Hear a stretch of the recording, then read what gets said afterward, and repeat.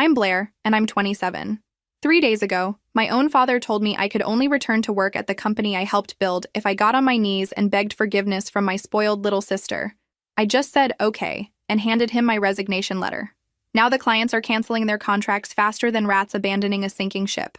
But let me back up a bit. Where are you watching from today? Drop your location in the comments below and hit that like and subscribe button if you've ever felt completely undervalued by your own family. You'll definitely want to stick around for what happened next. 4 years ago, my father's small consulting firm was hemorrhaging money faster than a leaky boat. Fresh out of Harvard Business School, I could have taken any number of lucrative positions in Boston or New York. Instead, I came home to save the family business. Because that's what good daughters do, right? I threw myself into transforming Dad's struggling two-person operation into something substantial. While my classmates were climbing corporate ladders at prestigious firms, I was cold calling potential clients from a cramped office above a bakery. The smell of fresh bread became my cologne as I pitched our services to anyone who would listen. I secured our first major client within 3 months, a tech startup that needed comprehensive business development strategy. Then came the manufacturing company looking to streamline operations.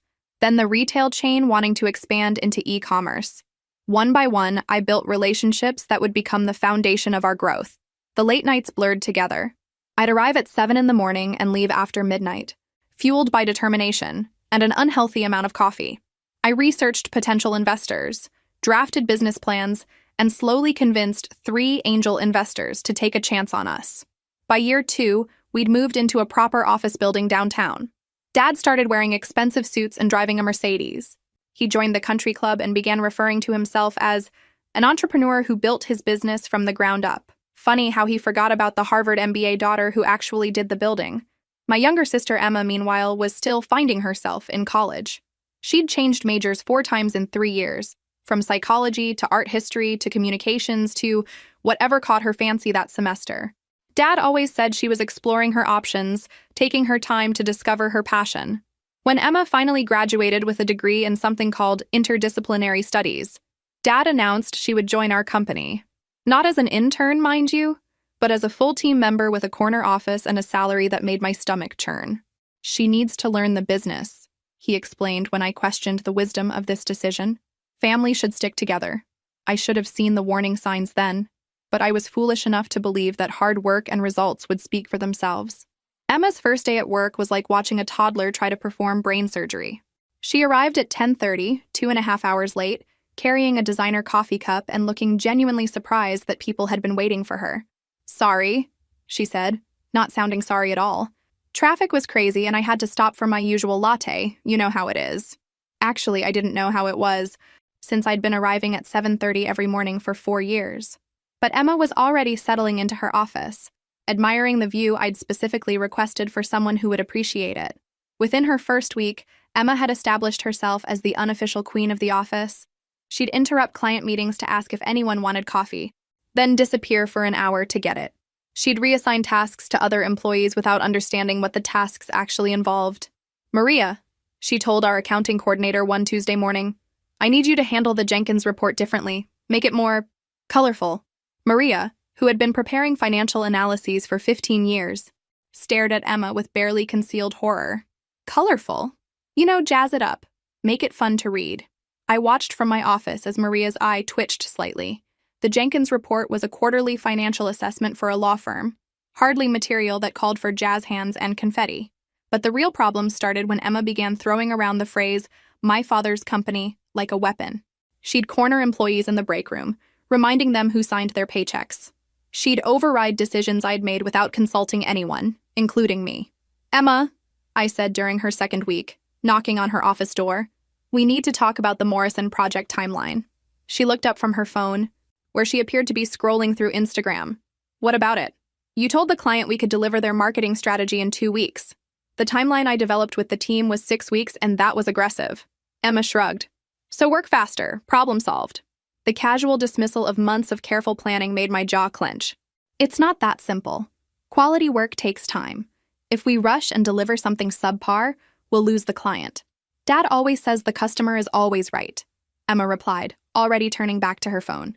"Maybe you're just not used to the pressure. Maybe I'm not used to working with someone who thinks business strategy is like ordering fast food," I thought. But I kept that observation to myself. The breaking point came during our weekly staff meeting.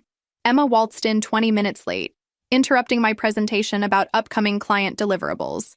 "Oh, before I forget," she announced to the room, "I'm implementing a new dress code. Business formal only, and I want everyone here by 8 sharp every morning." The silence that followed was deafening. These were people who had worked flexible schedules for years, people who performed at the highest level regardless of whether they wore suits or khakis. "Emma," I said carefully, "we've never had issues with our current policies." She fixed me with a look that could freeze lava. "Well, things are changing around here." That's when I realized this wasn't just about Emma learning the business. This was about power, control, and the dangerous combination of entitlement and inexperience. 3 weeks into Emma's reign of terror, I found our best project manager, Tom, updating his resume in his office. "Going somewhere?" I asked, though the answer was written all over his face. Tom looked up guiltily, then sighed. "Blair, I've been here since the beginning. I've watched this company grow from nothing. But I can't work under these conditions anymore." "What conditions specifically?" I asked, though I suspected I knew. "Yesterday, Emma told me I needed to redo 3 months of work on the Hartfield project because she didn't like the font I used in the presentation." "The font, Blair? Not the content, not the strategy, the font." I felt my blood pressure rising. "Did you explain that the client had already approved the materials?" "I tried." She said, and I quote, "I don't care what the client approved. I'm in charge of this project now, and I want it done my way." Tom closed his laptop with a definitive snap. "I've got kids to feed and a mortgage to pay. I can't afford to work for someone who changes directions based on her mood." This was exactly what I'd been afraid of. Tom wasn't just any employee. He was the kind of person who made our company reliable, professional, trustworthy. Losing him would be devastating. "Give me a chance to fix this," I said. "Don't make any decisions yet." I marched straight to Emma's office, where I found her redecorating. She'd replaced the professional artwork with motivational posters featuring cats and rainbows. "Emma, we need to discuss your management approach." She barely looked up from hanging a poster that read, "Hang in there," complete with a kitten dangling from a tree branch. "What about it?" "Tom is considering quitting because you're asking him to redo perfectly good work for arbitrary reasons." "Tom needs to learn that I have standards," Emma replied, stepping back to admire her handiwork. "This company was too relaxed before I got here." "This company was profitable and efficient before you got here," I corrected. "Our employees stayed late when necessary and delivered exceptional work because they felt respected and valued." Emma turned to face me fully, hands on her hips. "Are you questioning my judgment?" "I'm questioning your methods. You can't treat experienced professionals like college freshmen who need micromanaging." "These people work for our family," Emma said, her voice rising. "They should be grateful for their jobs and do whatever we ask." And there it was, the fundamental difference between how Emma and I viewed our employees. To me, they were teammates, colleagues, valuable contributors to our shared success. To Emma, they were servants who owed us obedience. That's not how leadership works, Emma. You can't demand respect. You have to earn it. Emma's face flushed red. "Don't lecture me about leadership. You might have been here longer, but this is still Dad's company, which makes it my company too. And I can run it however I want." The conversation spiraled from there. I tried explaining basic management principles while Emma insisted that being the boss meant never having to explain or justify decisions. By the time I left her office, I knew this situation was heading toward disaster, but I had no idea how quickly that disaster would arrive. The next morning, I arrived at the office to find Emma's door closed and the sound of muffled sobbing coming from inside. I debated whether to check on her. We hadn't exactly parted on good terms yesterday, but basic human decency won out. I knocked softly. "Emma? Everything okay?" The sobbing stopped abruptly. "Go away. I'm coming in," I said, turning the handle. I found Emma slumped over her desk, mascara streaked down her cheeks like war paint. Her computer screen showed an email that made my heart sink. Tom had sent his official resignation, effective immediately. So had Maria from accounting, and Janet from client relations. 3 of our most experienced people, gone in one morning. "This is all your fault," Emma wailed, pointing an accusatory finger at me. "You turned them against me." "Emma, I never spoke to any of them about our conversation yesterday. You didn't have to. They could tell you didn't support me. They think I'm incompetent because you undermined my authority." I took a deep breath, choosing my words carefully. "Maybe we should discuss this with Dad. Get his perspective on how to move forward." Emma's tears dried up instantly, replaced by something calculating and cold. Yes, she said, reaching for her phone. Let's call Dad right now. I should have recognized the trap. Should have realized that Emma had learned long ago how to weaponize tears and family loyalty. But I was operating under the naive assumption that Dad would want to protect the business we'd built together. 20 minutes later, Dad was striding through our office with the grim expression of a man preparing for battle. He barely acknowledged the chaos around him. Employees whispering in corners, empty desks where Tom and the others used to work, the general atmosphere of a workplace imploding. "Conference room!" he barked. "Both of you, now!" Emma followed behind him, her tears completely gone, replaced by the smug expression of someone who knew she was about to win. I walked into that conference room thinking I was going to have a rational discussion about management best practices. I was about to learn how wrong I could be. Dad sat at the head of the table, Emma to his right, me across from them. The positioning felt deliberate, like a tribunal where the verdict had already been decided. "Emma tells me you've been sabotaging her authority," Dad began without preamble. "That's not accurate," I replied calmly. "I've been trying to help her understand why her approach is causing problems. By criticizing her in front of the staff? By explaining basic management principles in private conversations." Dad's jaw tightened. "Emma is your sister, Blair. She deserves your support, not your undermining." And there it was. The family card played exactly as I'd expected. Not a discussion about what was best for the business, but about family loyalty and supporting Emma regardless of the consequences. "Dad," I said carefully, "we've lost 3 key employees in one day. Don't you think we should focus on stabilizing the situation?" Emma sniffled dramatically. "See? She doesn't even care that she hurt my feelings. She only cares about being right." I stared at her in amazement. We were discussing the near collapse of our company, and Emma was making it about her feelings. But Dad was nodding sympathetically, his expression softening as he looked at his younger daughter. I could see the decision forming in his eyes, and my stomach dropped. This wasn't going to be a discussion at all. The emergency board meeting was called for the following Monday. Dad had assembled our 3 investors, the company's lawyer, and our accountant in the main conference room. The agenda, which I didn't see until that morning, contained exactly one item: organizational restructuring. I should have known something was wrong when Emma arrived looking like she'd raided a Fortune 500 CEO's closet. The power suit, the pearl earrings, the perfectly styled hair. She looked like she was auditioning for a role rather than attending a business meeting. "Good morning, everyone," Dad began, standing at the head of the polished conference table. "Thank you for making time on short notice. As you know, we've experienced some staffing changes recently, which has highlighted the need for clearer organizational structure." Staffing changes. That's what he was calling the exodus of 3 experienced employees. "After careful consideration," Dad continued, "I've decided to promote Emma to Director of Operations. She'll be overseeing day-to-day management while I focus on strategic planning and business development." The words hit me like a physical blow. Director of Operations. The role I'd been performing without the title for 4 years. The role that involved managing client relationships I'd built, overseeing processes I'd developed, and coordinating with the investors I'd convinced to join us. Richard, our primary investor, shifted uncomfortably in his chair. "Excuse me, David, but what about Blair? Isn't she the one who's been handling operations since the beginning?"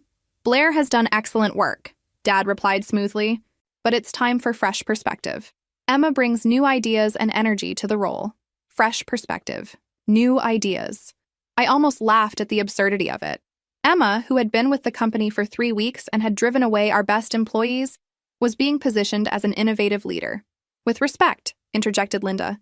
"Another investor. Emma is quite new to the business. Are you sure she's ready for this level of responsibility?" Emma straightened in her chair, clearly having rehearsed this moment. "I appreciate your concern, Linda, but I've been observing the company's operations closely, and I see significant opportunities for improvement. Sometimes an outside perspective is exactly what an organization needs." Outside perspective. She'd been here 3 weeks and was calling herself an outside perspective. The audacity was breathtaking. I realized I needed to speak up before this farce went any further. "Dad, I think we should discuss this decision more thoroughly. Emma hasn't completed orientation yet, let alone demonstrated readiness for a leadership role." The temperature in the room seemed to drop 10 degrees. Dad's expression darkened as he turned his full attention to me. "I didn't ask for your opinion, Blair." The words hung in the air like a slap. Around the table, I could see our investors exchanging uncomfortable glances. This was supposed to be a professional board meeting, not a family argument. But I couldn't stay silent. Not when everything I'd worked for was being handed to someone who didn't understand or respect it. "This isn't about opinions," I continued, keeping my voice steady despite the turmoil inside. This is about the company's future. We've already lost 3 employees because of management issues. Promoting the person responsible for those losses seems counterproductive. Emma's eyes filled with tears on cue. She's been undermining me since the day I started, she said, her voice quivering with perfectly calibrated emotion. I've tried so hard to contribute, but Blair refuses to accept that I might have value to add. And there it was, the master stroke. Emma had positioned herself as the victim and me as the villain, all while our investors watched. Dad's face was red now, his anger barely contained. That's enough, Blair. You've shown nothing but disrespect for your sister since she joined us. I've shown concern for the business, I replied. The business I built, Dad snapped. The business that exists because of my vision and my hard work. His vision, his hard work, his 4 years of 18-hour days, of building relationships and securing investments, of turning his failing consultancy into a thriving company, and he was erasing my contribution with a few words. Actually, Richard interrupted, from what I recall, Blair was instrumental in the company's growth. The business plan she developed was a key factor in our investment decision. Dad's jaw tightened dangerously. Business plans don't build companies. Leadership does. And I'm the leader here. He turned to me with an expression I'd never seen before. Cold, dismissive, final. You can either support Emma in her new role, or you can find somewhere else to work. And frankly, after this display of disloyalty, you'll only be welcome back when you apologize to your sister and beg her forgiveness for the way you've treated her. The room fell silent except for the hum of the air conditioning and Emma's quiet sniffles. I looked around the table at faces ranging from shocked to embarrassed to carefully neutral. These people had watched me build this company from nothing. They knew what I'd contributed. But family dynamics trumped business sense, and they weren't going to fight this battle for me. I reached into my purse and pulled out the envelope I'd prepared that morning, the envelope I'd hoped I wouldn't need to use. Okay, I said quietly. I stood up slowly, placed the envelope on the table in front of my father, and looked directly into his eyes. Here's my resignation. The silence that followed was deafening. The walk from the conference room to my office felt like traveling through molasses. Every step required conscious effort, as the reality of what had just happened sank in. 4 years of my life, reduced to a family squabble where blood mattered more than competence. I could hear whispered conversations starting behind me as I gathered my personal belongings. The framed photo of my Harvard graduation, the small succulent plant that had survived countless late nights, the business award we'd won last year, our first industry recognition. I left that one on the desk, let them figure out how to win the next one. My hands were surprisingly steady as I packed. Maybe because deep down, I'd known this moment was inevitable from the second Emma walked through our doors. Maybe because I was too shocked to feel anything yet. Maria appeared in my doorway. She was supposed to be gone, having submitted her resignation, but apparently was working through a transition period. Blair, I'm so sorry, she whispered. This is insane. It's family business, I replied, trying to keep my voice neutral. Sometimes that gets complicated. This isn't complicated, it's stupid, Maria said bluntly. Emma doesn't know the difference between a profit margin and a profit-sharing plan. How is she supposed to run operations? I glanced toward the conference room, where I could still hear raised voices. I guess we'll find out. Tom appeared next, having come back to clean out his own desk. Word travels fast around here, he said grimly. I heard what happened. Don't worry about it, I told him. We'll all land on our feet. That's not what I'm worried about, Tom replied. I'm worried about the clients, about the projects we've built, about watching everything we created get run into the ground by someone who thinks business strategy is a motivational poster. I understood his frustration, but there was nothing I could do about it now. The company will have to figure out its own path forward. By the time I'd packed everything, a small crowd had gathered, employees who'd heard about my resignation and wanted to say goodbye. Their expressions ranged from confused to angry to genuinely sad. These were people I'd worked alongside for years, people who'd become more than colleagues. What are you going to do? Asked Jennifer from marketing. Take a vacation, I said, surprised by how good that sounded. I haven't taken a real break since I started here. And it was true. 4 years of 60-hour weeks, of sacrificing weekends and holidays for the sake of the company. 4 years of putting everyone else's needs before my own. Maybe losing this job was the universe's way of telling me to find out who I was outside of this office. I carried my box of belongings through the lobby, past the reception desk where our company mission statement hung in an expensive frame. Something about building lasting partnerships through innovation and integrity. The irony wasn't lost on me.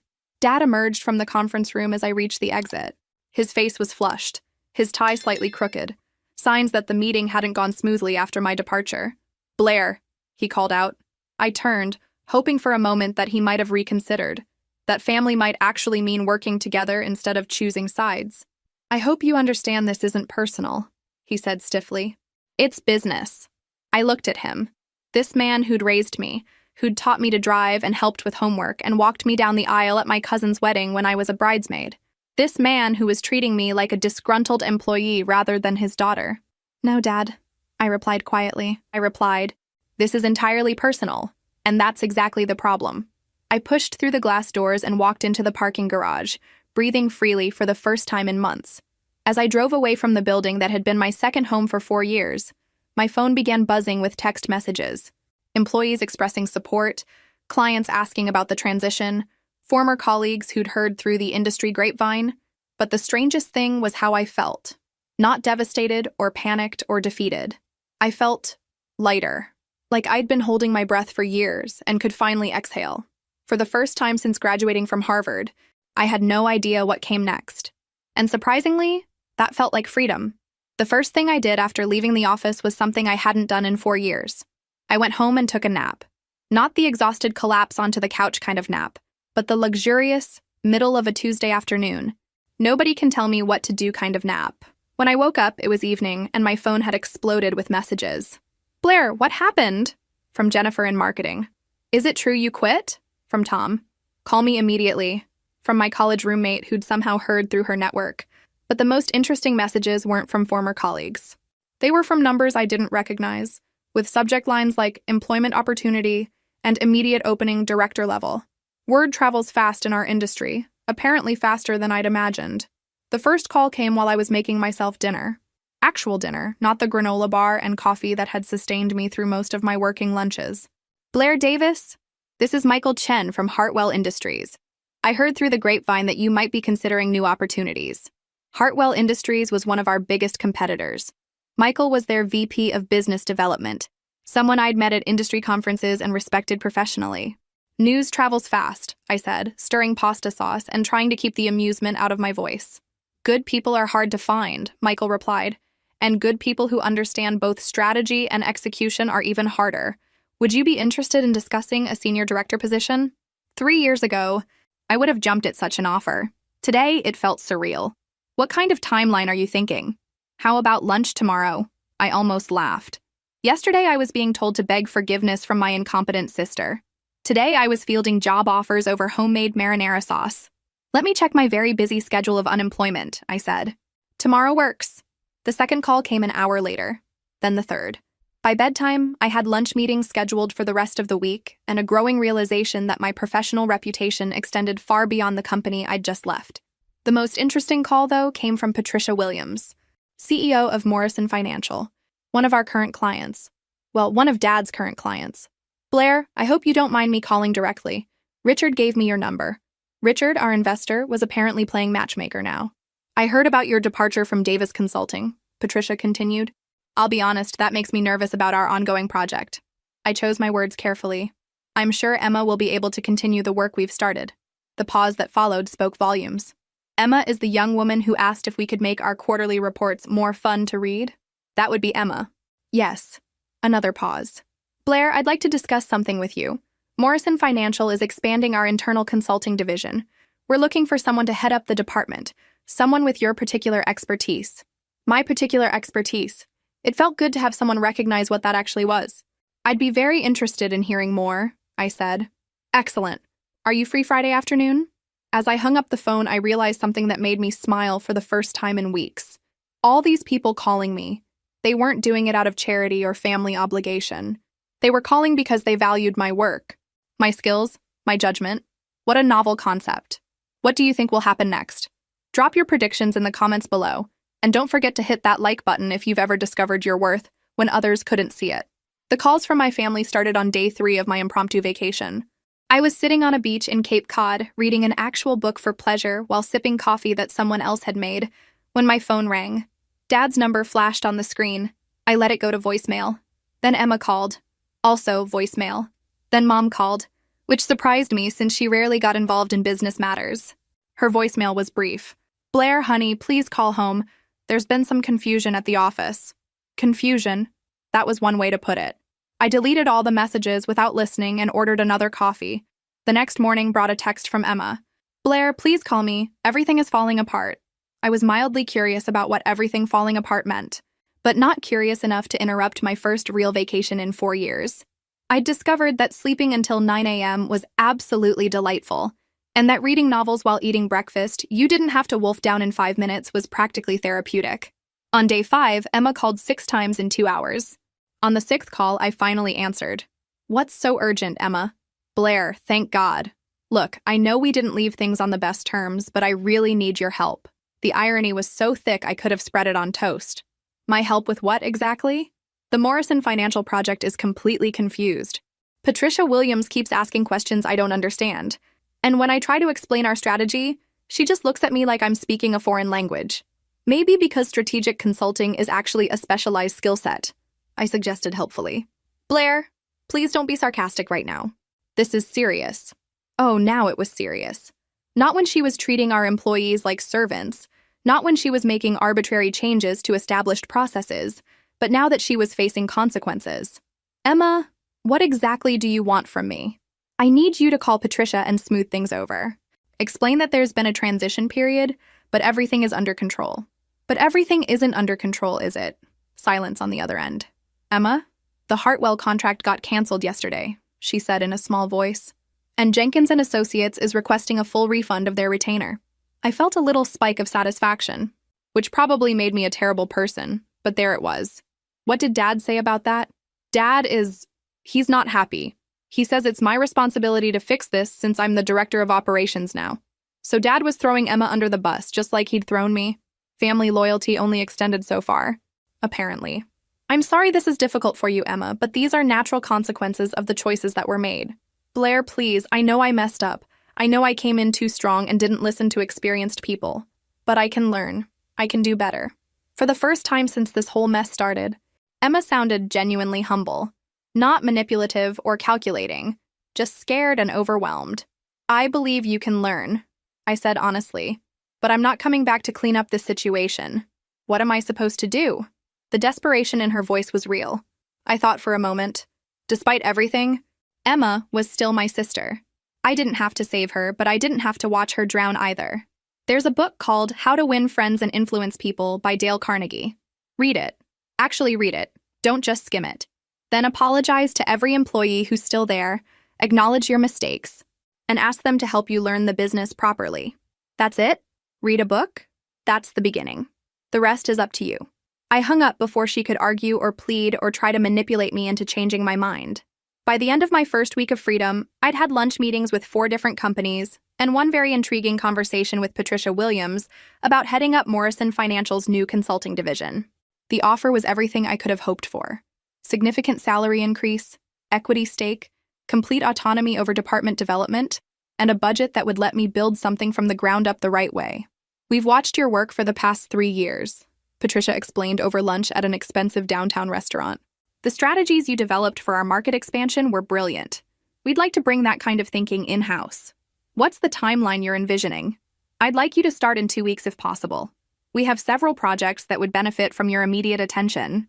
I thought about Dad's company, probably struggling with client defections and employee confusion. I thought about Emma, trying to figure out what she'd gotten herself into. I thought about 4 years of 18-hour days and unacknowledged contributions. I accept, I said. Patricia smiled and raised her wine glass.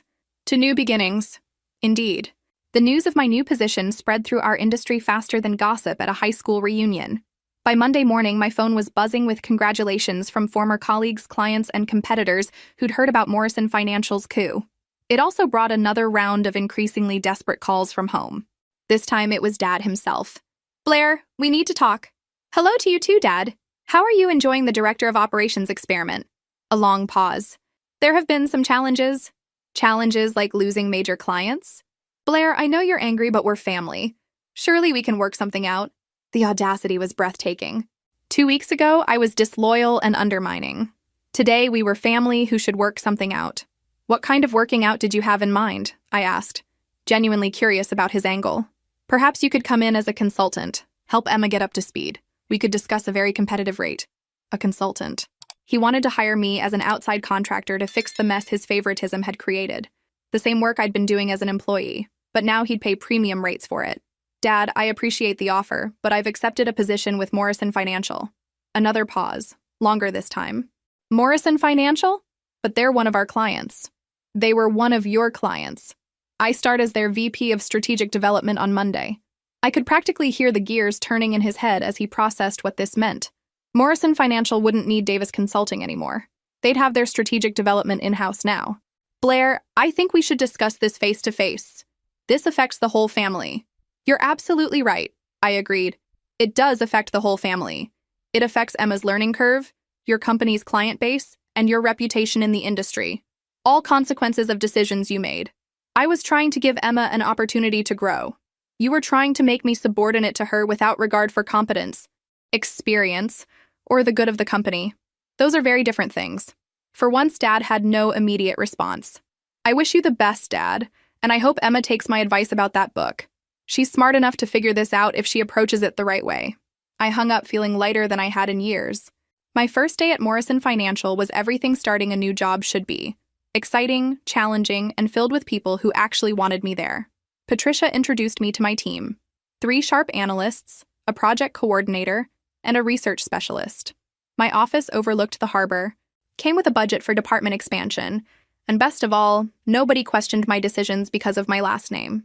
Your first project, Patricia explained, is developing a market entry strategy for our expansion into sustainable energy investments. Timeline is flexible, but we're hoping for initial recommendations within 6 weeks. 6 weeks to develop a comprehensive strategy for a completely new market sector. It was exactly the kind of challenge I'd been craving. I'll need access to your research databases and about a week to get familiar with your current portfolio structure, I said. Done. Anything else? Complete autonomy over methodology and team management. Patricia smiled. That's why we hired you. 3 weeks into my new role, I was working late when my assistant knocked on my office door. Ms. Davis, there's a call for you from Davis Consulting. Should I take a message? Davis Consulting. Dad's company, calling Morrison Financial's Strategic Development Department. I'll take it, I said, curious despite myself. Blair? It's Tom. Tom, my former project manager who'd quit on Emma's second day. Tom, what a surprise. Are you back at Dad's company? Temporarily. Emma called and asked if I'd consider coming back as an independent contractor to help stabilize things. The situation is, well, it's pretty bad. How bad? They've lost about 60% of their client base. Emma's trying, she really is, but she's in over her head. Your dad is panicking. I felt a small twinge of sympathy. Emma might have been spoiled and entitled, but watching the family business crumble couldn't be easy for her. Why are you calling me, Tom? Because Morris Financial was one of their biggest accounts. And Emma knows they're probably not renewing their contract. She wanted me to ask if there's any possibility of Morrison Financial considering a partnership arrangement. A partnership arrangement. Emma was actually trying to solve problems instead of creating them. Maybe she had read that book after all. What kind of partnership? Subcontracting specific projects where Davis Consulting's expertise might complement Morrison Financial's internal capabilities. It wasn't a terrible idea, actually. There were certain niche areas where Dad's company had strong capabilities, and maintaining some connection might benefit both organizations. Tom, tell Emma to put together a formal proposal. Include a detailed breakdown of their current capabilities, proposed project types, and a realistic assessment of their capacity. If it makes business sense for Morrison Financial, I'll consider it. She'll be thrilled to hear that. Tom, make sure she understands this would be a business relationship based entirely on value delivered. No family considerations, no special treatment. If they can't deliver quality work on time and on budget, the partnership ends. Understood. After I hung up, I stared out at the harbor lights and thought about how much had changed in 6 weeks. I'd gone from begging for recognition in my father's company to holding the power to potentially save it. The irony was delicious. Emma's proposal arrived 2 days later, and I had to admit, I was impressed. It was thorough, realistic, and showed a level of business understanding she definitely hadn't possessed 6 weeks ago. She'd identified 3 specific areas where Davis Consulting could provide specialized services to Morrison Financial's clients: small business development, family business succession planning, and regulatory compliance for mid-sized manufacturing companies. The proposal included competitive pricing, clear deliverables, and honest assessments of their current limitations. Most importantly, it acknowledged that any partnership would be performance-based and subject to regular review. I scheduled a meeting with Patricia to discuss the possibility. "What's your assessment?" she asked after reviewing Emma's proposal. "Professionally? It's solid. They do have expertise in these areas, and their pricing is competitive. The work quality has historically been good when properly managed. And personally? Personally. It would be satisfying to see if Emma has actually learned from this experience." Patricia raised an eyebrow. "You're considering giving your father's company a lifeline after they forced you out?" "I'm considering a business arrangement that might benefit Morrison Financial while teaching my family something about consequences and professional relationships." "What kind of terms are you thinking?" "Project-by-project contracts. No long-term commitments, clear performance metrics, and all communication goes through official channels. No family phone calls asking for favors or special consideration." Patricia smiled. "You want to help them, but on completely professional terms. I want to see if they can operate as a legitimate business partner without the family drama clouding everything." The first test came sooner than expected. Morrison Financial had a client, a family-owned manufacturing company, that needed help with succession planning as the founder prepared to retire. It was exactly the kind of project Emma's proposal had identified. I called Davis Consulting's main line and asked to speak with the director of operations. "Blair?" Emma's voice was surprised and hopeful. "This is Morrison Financial calling regarding your partnership proposal," I said formally. "We have a potential project that fits your specified capabilities." Emma caught on quickly. "I'd be delighted to discuss Morrison Financial's requirements." I outlined the project scope, timeline, and expectations. Emma asked intelligent questions about the client's background and specific challenges. When I mentioned the budget, she didn't try to negotiate higher rates or ask for special consideration. "We can absolutely deliver this within your timeline and budget," Emma said. "When would you like our detailed project plan?" "End of this week. You'll have it Thursday." She delivered on Wednesday. The project plan was comprehensive, realistic, and showed she'd clearly learned how to manage client expectations rather than making impossible promises. Even better, the team structure included experienced contractors to supplement areas where Emma's knowledge was still developing. I approved the project. 2 weeks later, Emma's team delivered exactly what they'd promised, on time and within budget. The client was satisfied, and Morrison Financial's reputation was enhanced rather than risked. When Emma called to discuss the next potential project, her tone was completely different from our previous conversations. Professional, confident, but not arrogant. She asked for feedback on their performance and incorporated my suggestions into her next proposal. Dad, meanwhile, had started treating me with something resembling respect. When we ran into each other at an industry conference, he actually thanked me for giving them a chance to prove themselves. "I know things got complicated between us," he said awkwardly, "but I'm proud of what you've accomplished at Morrison Financial." It wasn't an apology for how he'd handled the situation, but it was acknowledgement that I'd been right about my own capabilities. Emma, meanwhile, had enrolled in business management courses and was working with a professional mentor to develop her leadership skills. She'd also hired back 2 of the employees who'd quit during her early disaster period. Most importantly, she'd learned to listen before speaking and to ask questions instead of making assumptions. 6 months later, I was reviewing quarterly reports when Patricia knocked on my office door. "Blair, do you have a minute?" "Of course. How can I help you?" "Actually, I wanted to discuss how the company can help you." She sat down across from my desk with a smile that suggested good news. "The board met yesterday to review the Strategic Development Department's performance." I'd been expecting this conversation. Our department had exceeded every performance metric, brought in 3 major new clients, and saved the company significant consulting fees by handling projects internally. "We're creating a new position," Patricia continued. "Chief Strategy Officer. It comes with a significant salary increase, equity stake, and a seat on our executive committee. Interested?" Chief Strategy Officer. 6 months ago, I'd been told to beg forgiveness from my sister. Today, I was being offered a C-suite position at a multi-million-dollar company. "I'm very interested," I said. "Excellent. We'll make the official announcement next week." That evening, I called Emma to let her know about the promotion before she heard it through industry channels. "Blair, that's incredible. Congratulations." "Thank you. How are things going on your end?" "Really well, actually. We just signed a new client, a tech startup that needs comprehensive business development support. Dad let me handle the entire negotiation myself. How did that feel?" "Terrifying and amazing at the same time. But I realized something. I actually enjoy this work when I know what I'm doing." Emma had indeed learned her lesson. She'd discovered that earning respect was more satisfying than demanding it, and that competence mattered more than family connections in the business world. Emma, I'm proud of how you've handled this whole situation. I couldn't have done it without your advice. That book you recommended changed everything for me. You did the work. I just pointed you toward the right resource. Blair, I know I never really apologized for how I acted when I first started. I was awful to you and to everyone else. I'm sorry.